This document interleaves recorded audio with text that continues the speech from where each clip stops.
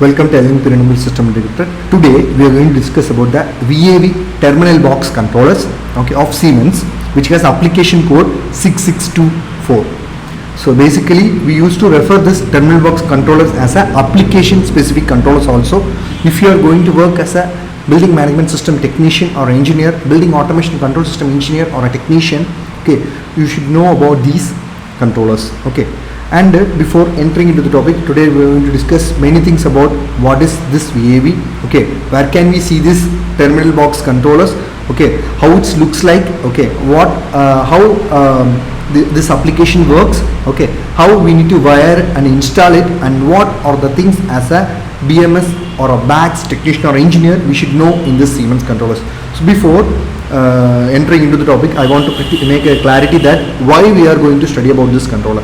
First thing is that we can control the variable air volume unit, fan coil units using PLCs, direct digital controllers, DDC controllers as well.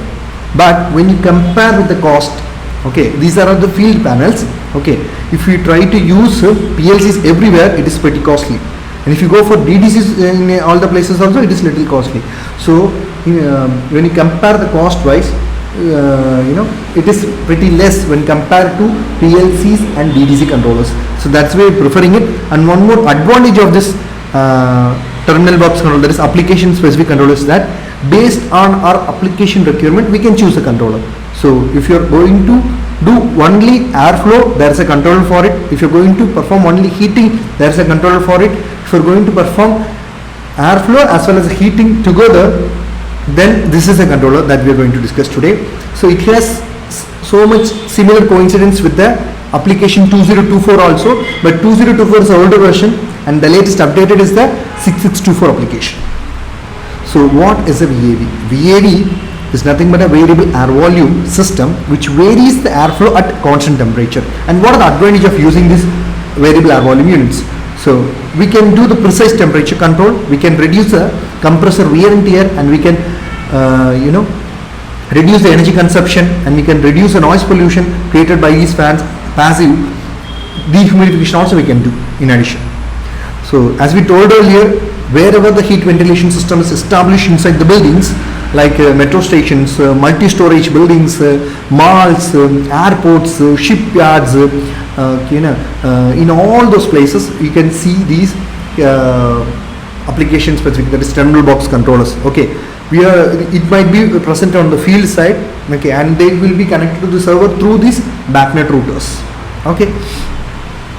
And controlling is very much important by assigning the master slave protocol, slave IDs, master ID and slave ID. We can connect a loop with the backnets. Through the backnet they can communicate with the servers. So as I told earlier, we can see in the places where the building automation system is established, where we have chillers, where we have variable air volume units, and where we have fan coil units along with the heater application. In those places we can use this application specific controller, that is terminal box controllers.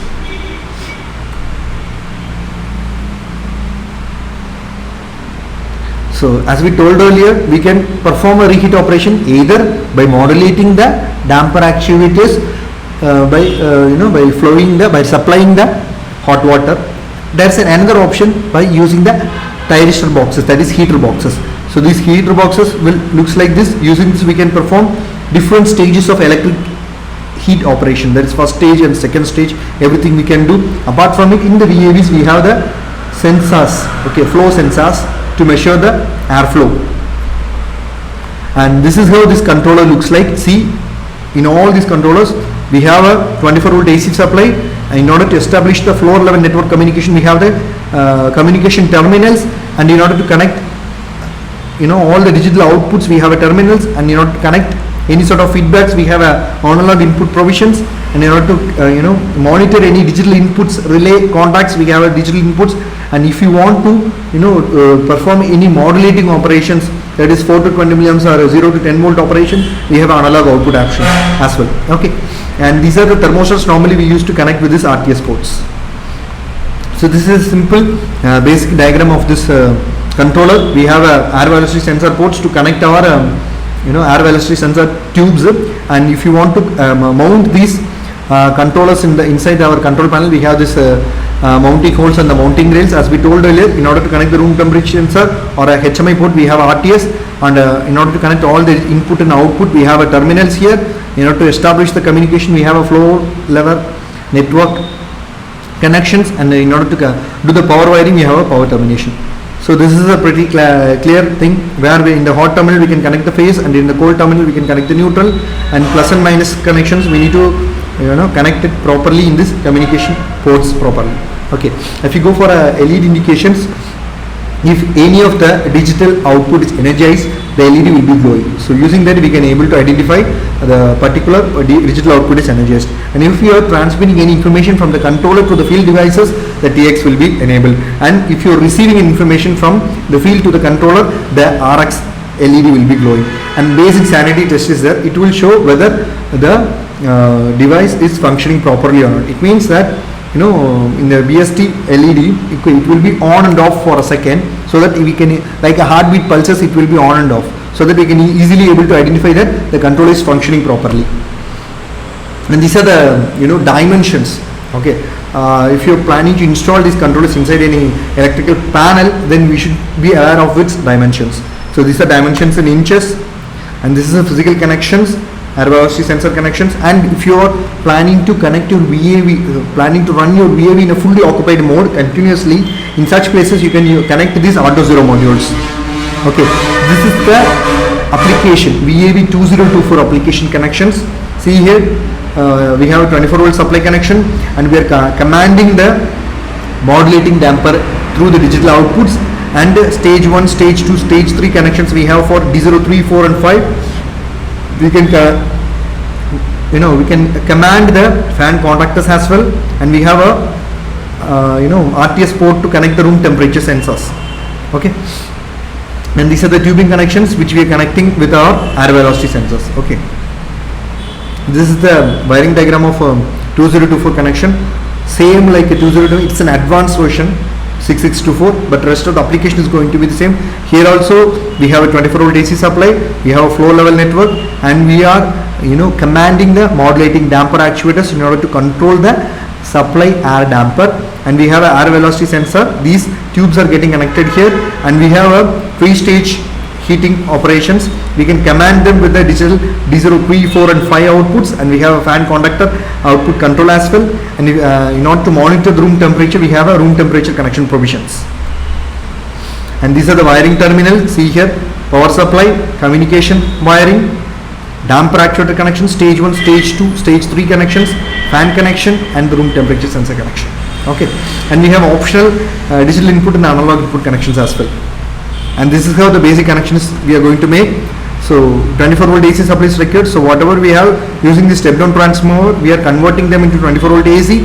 In order to establish the looping and the master slave communication protocol, we need to connect the communication wiring. We have a communication wiring terminals, and we are connecting the electrical valve actuators in the D0 terminals in order to operate the water flow in the return line. And in order to perform the electrical reheat operation stage 1 and 2, we are using this D0, 3 and 4 terminals, and we are commanding the fan coil units contactors with the help of D0, 6 terminal, and we are connecting our room temperature sensors to the RTS.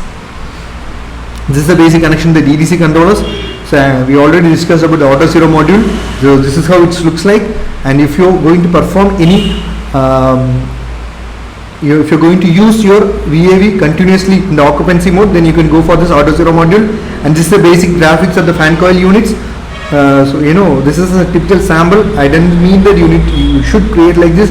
You can create like this, but the certain things are mandatory. Only thing that you should know whether it is in occupied mode or unoccupied mode, and what will be the set point. Okay, what will be the occupancy set point, what will be the unoccupancy set point, and what is the command that we are given for the electrical valve actuators in the return line to operate. Okay, and what is the feedback that we are getting, and we should know what is the command that we had given to our fan coil units. And if you are going for the VAV control also, we need to be pretty clear about the damper command, and also we need to know the damper position or the feedback pretty clearly. And also before performing any sort of these things, we need to do the air balancing for the VAVs in that particular room. Okay, using the air balancing, we can able to identify the minimum airflow in liters per second and the maximum airflow in liters per second. Okay, so that if you got the minimum value, using that we can able to sort it out the minimum voltage required to operate the damper.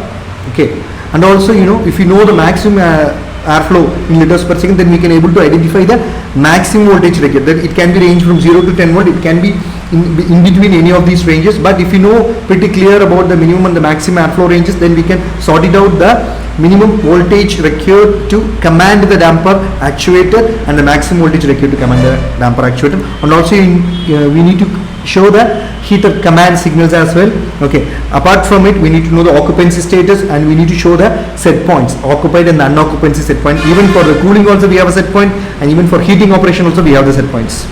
And this is the physically how it looks like, real-time photo of the site.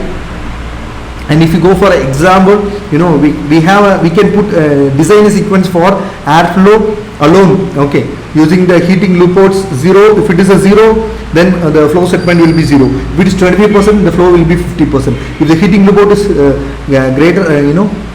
greater than or equal to 50%, then we can do the 100% flow. Okay, if it is less than 50, then we need to turn it off. And if it is equal to 75%, it will we can make the heater to on for 10 minutes and make it off. Okay, for 5 minutes. Again we can repeat the cycle like this. Okay, and when the heating loop port is 100%, we can turn on the electrical heat all the time. And if you're going to perform the airflow and the heating sequence together, then you can design like this. Okay, so if the heating loop port is 0, then the flow set point can be 0. Okay, if it is 50, it will be 50. If it is 100%, then the flow will also be 100%.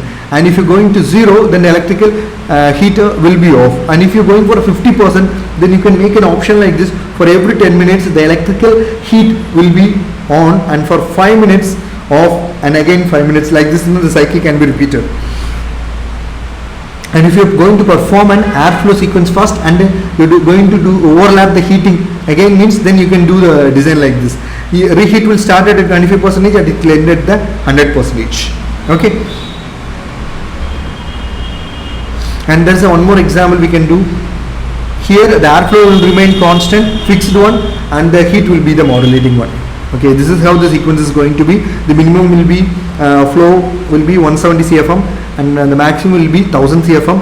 Okay, we have only one stage, and the total stage time will be the 10 minutes. Okay, and if the flow is 0, the flow ends at 0%, and if the reheat starts at 0%, it should end at the 100%. Okay, if it is for 0, using some calculations we can pretty sort it out. So if it is 50, the flow can be 17%. If the 100, the flow set point will also be equal to 17%. Like this we can make any sort of calculations using us. And these are the database points for this application 6624. This much database points are there. We have object instance, we have object name. So these things we can use inside our programming. So if you're going for a critical alarms, there should be a high temperature cutoff alarm for the VAVs, communication failure alarms, backnet router alarms, temperature deviation alarm with a time delay of 60 seconds. And if you're going for the critical alarms and the events for the fan coil units, then we need to have a fan failure alarm, high temperature cutoff alarm, communication failure alarm, backnet router communication failure alarm, temperature deviation alarm. And if you're going for the events, then we need to know fan enabled event, disabled event, and the heater started event and heater stopped event. Thank you so much. Please subscribe and press the bell icon. If you want to know more and learn more, you can contact us. We can provide the contact details here. We are providing design, installation, testing and commissioning, consultancy, training along with the certifications. Okay, you can contact us. If you had a plan to work in GCC countries like Qatar, Oman, Saudi, UAE in the automation industry, then you can contact us. We are ready to serve you along with the certifications. Okay, you can add a value to your CV so that if you apply for the jobs, they will pick your profile easily. Okay, and if you had a plan for solar on-grid, off-grid and hybrid projects, we are providing design, installation, testing and commissioning and consultant supports also. So you can contact us. Even that we are also providing training in that. You can contact us. And if you had a wish to know the basics of the electrical vehicles also, you can contact us. We are providing training. We have provided the contact details here. Thank you so much.